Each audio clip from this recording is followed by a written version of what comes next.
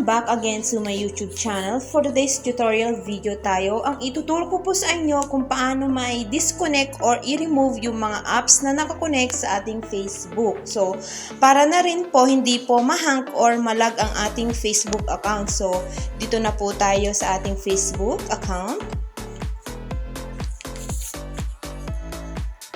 I-click lamang po natin yung profile sa itaas, sa bandang right. Ayan.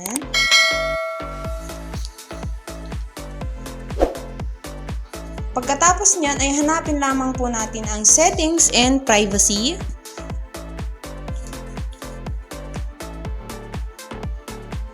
Pagkatapos niyan ay i-click natin ulit ang settings.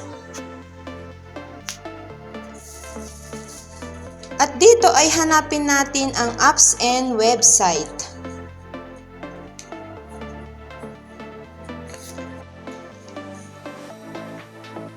Ayan, so pag na-click na po natin yung apps and website, dito na natin makikita yung mga apps na nakakonect sa ating Facebook account. Ayan, so gusto ko pong i-remove yung OMG or i-log out. Pindutin lamang po natin yung arrow sa gilid. So may nakalagay po na remove.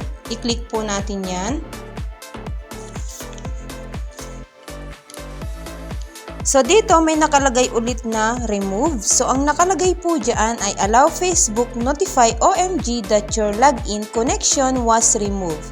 They may offer you another way to log in. So marami pang paraan para makapag-login tayo sa OMG. So i-click po natin yung remove.